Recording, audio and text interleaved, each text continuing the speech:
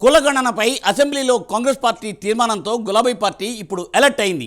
క్షేత్రస్థాయిలో బీసీ నినాదంతో ఎలా ముందుకు వెళ్లాలనే దానిపై పార్టీ అధిష్టానం కసరత్తు చేస్తోందట. కాంగ్రెస్కు కౌంటర్ ఎలా ఇవ్వాలి, బీసీ వర్గాలకు ఎలా దగ్గర కావాలనే దానిపై బీఆర్ఎస్ బీసీ నేతలు వ్యూహరచన చేస్తున్నారట. ఇంతకు బీసీల అంశంలో బీఆర్ఎస్ స్ట్రాటజీ ఏంటి? వాజీ స్టోరీ.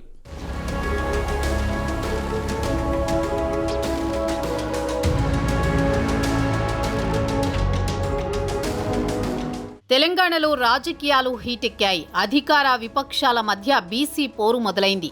బీసీలకు మేం అది చేశాం ఇది చేశామని ఇరుపక్షాలు మాటల యుద్ధానికి తెరతీస్తున్నాయి. గత 10 ఏళ్ల బీఆర్ఎస్ పాలనలో బీసీలకు కేసీఆర్ అన్యాయం చేశారని హస్తం పార్టీ అంటుంటే, లేదు బీసీలకు తామే అండగా నిలిచామని గులాబీ పార్టీ చెప్తోంది.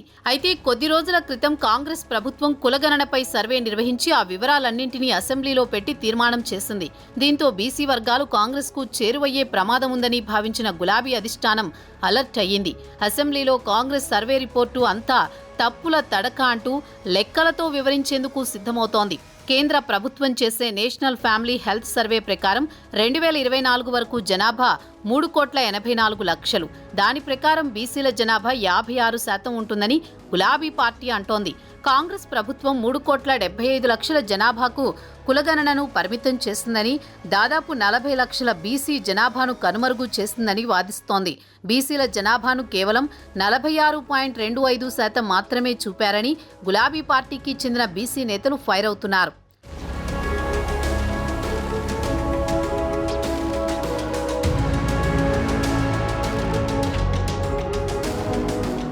బీసీల కులగణనపై బీఆర్ఎస్ నియోజకవర్గాల వారీగా సమావేశాలు నిర్వహించేందుకు ప్లాన్ చేస్తోంది. రాబోయే స్థానిక సంస్థల్లో బీసీల అంశాన్ని ఎన్నికల అస్త్రంగా ఉపయోగించుకోవాలని భావిస్తోంది.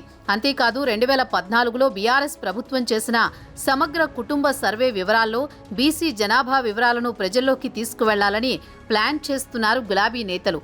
బీఆర్ఎస్ అధికారంలో ఉన్నప్పుడు తమ ప్రభుత్వంలో బీసీలకు ప్రాధాన్యత ఇచ్చిన విషయాన్ని గుర్తు చేస్తున్నారు ఆ పార్టీ నేతలు. తమ ప్రభుత్వ హయాంలో బీసీలకు అసెంబ్లీలో స్పీకర్ పదవితో పాటు మండలి చైర్మన్, డిప్యూటీ చైర్మన్, రాజ్యసభ సభ్యులుగా అవకాశం కల్పించి వారికి సముచితమైన గౌరవాన్ని ఇచ్చామని గులాబీ పార్టీ చెప్పుకుంటోంది.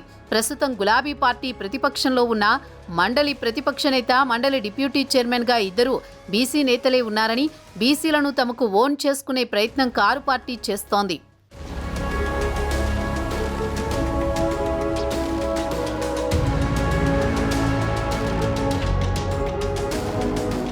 అధికార కాంగ్రెస్ పార్టీ చేసిన కులగణన రిపోర్టును బీఆర్ఎస్ తీవ్రంగా తప్పుబడుతోంది. స్థానిక సంస్థల ఎన్నికల్లో బీసీలకు 42% రిజర్వేషన్లపై చట్టం చేయకుండా పార్టీ పరంగా 42% సీట్లు ఇస్తామని అసెంబ్లీలో సీఎం రేవంత్ రెడ్డి ప్రకటించారు. దీనిపై బీఆర్ఎస్ నేతలు భగ్గుమంటున్నారు. ఇక బీఆర్ఎస్ తరపున మండలి ప్రతిపక్ష నేత మధుసూదనాచారి నేతృత్వంలోని బీసీ నేతల బృందం తమిళనాడు రాష్ట్రంలో పర్యటించారు.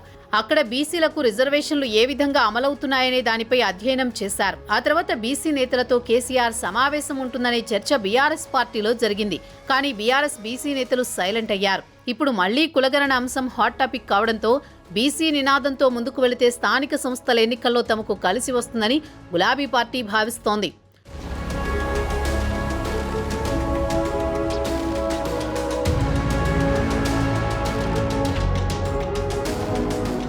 తెలంగాణ వచ్చిన తర్వాత బీఆర్ఎస్ పార్టీ 2014, 2018 అసెంబ్లీ ఎన్నికల్లో 2 సార్లు అధికారంలోకి వచ్చింది.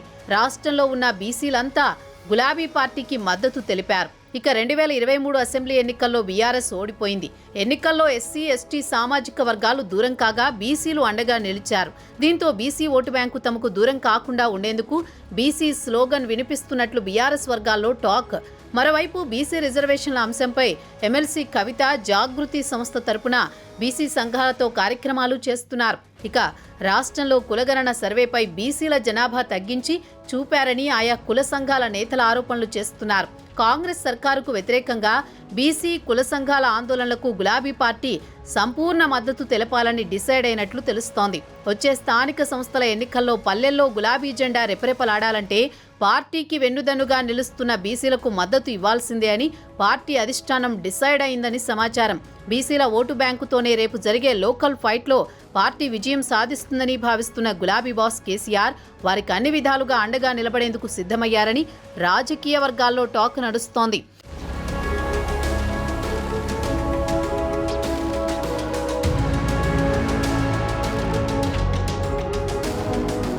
ప్రధాన ప్రతిపక్ష పార్టీగా బీసీ నినాదం ఎత్తుకున్న గులాబీ పార్టీకి ఏ మేరకు కలిసి వస్తుందో చూడాలి మరి.